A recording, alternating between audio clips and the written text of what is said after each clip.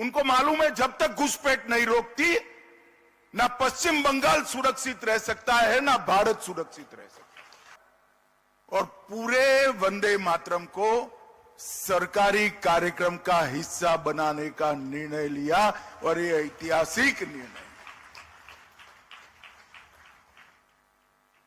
और मैं मानता हूं इससे आने वाली पीढ़ियां, हमारे बच्चे, किशोर, युवा, वो सभी को ऋषि बंकिम चंद्र चट्टोपाध्याय जी का एक अमर संदेश उनको प्राप्त होगा। हर रोज स्कूल में जब बच्चे पूरा वंदे मातरम गाते हैं तब निश्चित रूप से वो राष्ट्र भक्ति की भावना से ओतप्रोत होते हैं। मित्रों, प्रधानमंत्री जी ने देश को शक्ति देने वाली सप्त धाराओं का भी ऐलान किया है।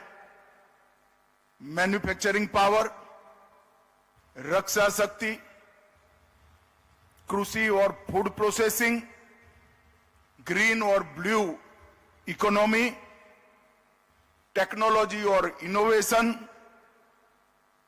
भारत का सॉफ्ट पावर और इंफ्रास्ट्रक्चर के लिए भारत की गति शक्ति, ये सभी 7 स्तंभ पर 2047 के विकसित भारत को खड़ा करने का आह्वान उन्होंने भारत के युवाओं को किया है। और इसके साथ साथ 100 गीगावाट न्यूक्लियर पावर और 8 नए सेमीकंडक्टर के यूनिट्स, ये 3 ही साल में पूर्ण करने का संकल्प उन्होंने किया है। हम सब मानते हैं कि 7 पिल्लर पर जब आजादी के शताब्दी मनाई जाएगी तब हमारा भारत पूरे विश्व में हर क्षेत्र में सर्वप्रथम होगा। मित्रों, अभी अभी शुभेंदु जी ने एक बात कही कि पहली बार एसएसबी के कार्यक्रम में बंगाल के सीएम को आने का सौभाग्य मिला है। मुझे भी बड़ा आनंद है शुभेंदु जी, मगर मैं इसको थोड़ा सुधार करना चाहता हूं। हम तो पुराने सीएम साहिबा को भी बुलाते थे, वो एसएसबी के कार्यक्रम में आना नहीं चाहती थी। हमने तो आपको बुलाया, आप आ गए, आपका स्वागत है। एसएसबी हो, बीएसएफ हो, वो कोई पॉलिटिकल पार्टी या कोई एक सरकार की एजेंसी नहीं है। ये अहर्निश तपस्या और परिश्रम कर कर देश की सीमाओं की सुरक्षा करने वाला बल है। Irrespective of party policy, irrespective of party government, सभी राजनीतिक दलों को, चाहे बंगाल में हो या केंद्र में जो सरकार हो, सभी ने जवानों के साथ आत्मीय रिश्ता रखना चाहिए। और मैं शुभेंदु जी की बुरी प्रशंसा करना चाहता हूं कि जब से वो आए हैं, हमें सीमा सुरक्षा के लिए जो भी सहयोग चाहिए था गृह मंत्रालय को, हम सिर्फ फोन करते हैं, पत्र तो बाद में जाता है, पहले परमिशन मिल जाती है। सरकार के गठन के 45 दिन के भीतर ही 1129 एकड़ भूमि जो हम 2014 से मांगते थे, हमें मिलती नहीं थी, बीएसएफ और एसएसबी के लिए 1129 एकड़ भूमि शुभेंदु जी ने दे दिया। आज सुबह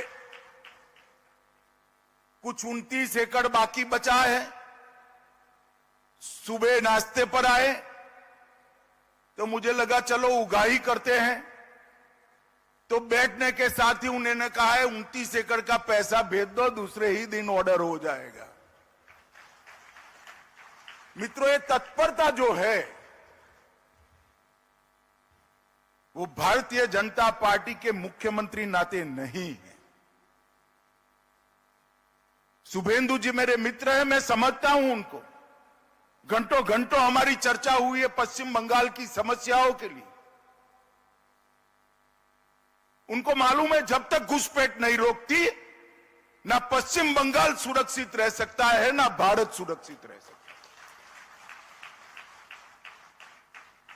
और घुसपैठ रोकने की पूर्व शर्त है कि सीमा को पूरा सीमा पर बाढ़ को पूरा लगा दिया जाए। हम ममता बनर्जी के हाथ पैर जोड़कर थक गए, मगर हमें भूमि नहीं दी। एक बार उन्होंने आग्रह रखा, मैं उनकी ऑफिस में भी पहुंच गया कि ममता जी, वो भारतीय जनता पार्टी को जमीन नहीं देना है, बीएसएफ को देना है, आप रुपया दे दीजिए। हाँ बोला, मगर गई तब तक नहीं दी। मैं आज इस मंच से बंगाल की जनता का बहुत बहुत धन्यवाद करना चाहता हूं कि आपने एक राष्ट्रीय सुरक्षा को तरजीह देने वाली सरकार को चुनकर बिठाया। मित्रों, आज सीमांत मुख्यालय सिलीगुड़ी के प्रशासनिक भवन 80 एकड़ में स्थापित किया जाएगा। 19वीं वाहिनी ठाकुरगंज का भी शिलान्यास हुआ। 12वीं वाहिनी किशनगंज का भी ई शिलान्यास हुआ और परागमन शिविर न्यू जलपाईगुड़ी का भी आज शिलान्यास करने का काम हुआ है। कुल मिलाकर 189 करोड़ के नए प्रोजेक्ट एसएसबी के जवानों की प्रशासनिक और निवासी सुविधाओं के लिए आज यहां पर शुरू हुए। और मैं जब से गृह मंत्री बना हूं तब से देख रहा हूं, 2014 में मोदी जी के प्रधानमंत्री बनने के बाद चाहे एसएसबी हो, चाहे आईटीबीपी हो, चाहे बीएसएफ हो, चाहे असम राइफल हो, सीमा की सुरक्षा करने वाले बलों की सुविधाएं गृह मंत्रालय के टॉच के क्रम की प्रायोरिटी में रहती है, टॉप मोस्ट प्रायोरिटी में रहती है। एसएसबी का एक गौरवमयी इतिहास है। 65 से लेकर मणिपुर, जम्मू कश्मीर और त्रिपुरा, 75 में मेघालय, 76 में सिक्किम, 85 में राजस्थान और गुजरात और 89 में नागालैंड, मिजोरम और दक्षिण बंगाल तक विस्तरण एसएसबी का हुआ। हर जगह एसएसबी के जवानों ने बहुत अच्छा काम किया और सीमा की सुरक्षा के लिए दिन रात लगा दी। मगर जब कारगिल युद्ध के बाद वन बॉर्डर वन फोर्स की नीति अख्तियार की गई, एसएसबी को सबसे कठिन काम दिया गया, नेपाल और भूटान के मित्र देशों की खुली सीमाओं की सुरक्षा। 2001 से 1751 किलोमीटर लंबी भारत नेपाल सीमा और 700 एकड़ लंबी भारत भूटान सीमा 2004 से। मित्रों, जहां बाढ़ होती है तब रक्षक की जिम्मेदारी थोड़ी तो कम होती है। रक्षक तो हमेशा 365 दिन चारों प्रहर जागरूक होना चाहिए, परंतु बाढ़ होती है तो फायदा तो होता ही है। एसएसबी के सर पर बाढ़ बगर की सीमाओं की निगरानी है, जो सबसे कठिन।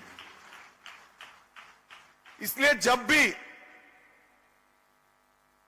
कुछ लोग मेरे पास आते हैं सीमा रक्षा करने वाले हमारे बलों के बारे में जानकारी लेने के लिए, तब मैं हमेशा कहता हूं कि सबसे कठिन काम मेरे एसएसबी के जवानों का है, क्योंकि वो खुली बॉर्डर की सुरक्षा करते हैं और पूरा देश आपके समन्वय को, सुरक्षा के प्रति आपके समर्पण को और दोनों मित्र देशों के साथ हमारे सांस्कृतिक लगाव को बढ़ाने के आपके जज्बे को बहुत अच्छे तरीके से जानता है और उसका सम्मान भी करता है। मित्रों, नरेंद्र मोदी सरकार ने सिलीगुड़ी कॉरिडोर, चिकन नेक के राष्ट्रीय सुरक्षा के दृष्टिकोण को, उसके महत्व को बहुत अच्छे तरीके से पहचाना है। 8 राज्यों को जोड़ने वाला ये अत्यंत संवेदनशील महत्वपूर्ण गलियारा है। 3 अंतर्राष्ट्रीय सीमाएं नेपाल, भूटान और बांग्लादेश, यही सिलीगुड़ी कॉरिडोर को लगती है और एक प्रकार से इसकी सुरक्षा राष्ट्र की सुरक्षा के साथ जुड़ी हुई है। हमने सिलीगुड़ी कॉरिडोर की सुरक्षा को अभेद बनाने के लिए त्रिकोणीय सुरक्षा ग्रिड बनाया है। चोपड़ा, किशनगंज और धुबरी, ये तीनों बेस से पूरे सिलीगुड़ी कॉरिडोर में हमने जागरूकता भी बढ़ाई है, उपस्थिति भी बढ़ाई है और यहां पर वर्चस्व भी बढ़ाया है। हमने समय समय पर तीस्ता प्रहार और ऐसे हमने कई प्रकार के अभ्यास कार्यक्रमों को भी हाथ में लिया है, मगर एक कमी थी। सिलीगुड़ी कॉरिडोर को पूर्ण रूपेण मजबूत करने के लिए भारत सरकार की एजेंसियों को 560 एकड़ भूमि चाहिए थी, जो ममता जी हमें नहीं देती थी। मैं फिर से शुभेंदु अधिकारी को अभिनंदन करना चाहता हूं। इन्होंने 560 एकड़ भूमि का सैद्धांतिक स्वीकृति हमें दे दिया है। किसी भी क्षेत्र की सुरक्षा करनी है तो सिर्फ सुरक्षा बल नहीं कर सकते। जनता की आवाजाही, प्रवास, पर्यटन, उद्योग, उसको उस क्षेत्र में लगाने से हमारी उपस्थिति बढ़ती है। हमने नए बजट में 26-27 के बजट में 7 नए हाई स्पीड रेल कॉरिडोर की बात कही। उसमें Delhi Siliguri high speed rail corridor को भी हमने अप्रूव किया है। मैं आज उत्तर बंग और सिलीगुड़ी के सभी निवासियों को कहना चाहता हूं, विमान में जाने की कोई जरूरत नहीं है। दिल्ली से सिलीगुड़ी आप कुछ ही घंटों में पहुंच जाएंगे। सिर्फ 2-3 साल की देरी है। हमने अमृत भारत स्टेशन के माध्यम से सिलीगुड़ी और जलपाईगुड़ी स्टेशन को विश्व कक्षा के बनाए। वाइब्रेंट विलेज कार्यक्रम 2 के माध्यम से न केवल हम गांवों को जोड़ रहे हैं, गांव में बसने वाले भारतीयों को गांवों को रोड से जोड़ रहे हैं और गांव में बसने वाले भारतीयों को हम दिल से जोड़ने का कार्यक्रम भी हमने बढ़ाया है। 6,839 करोड़ का परिव्यय की ये योजना एक प्रकार से बांग्लादेश, भूटान दोनों सीमाओं के लिए बहुत बड़ा काम करेगा। सेफ, सिक्योर और वाइब्रेंट लैंड बॉर्डर का हमारा जो कंसेप्ट है, उसको हम आगे बढ़ाएंगे।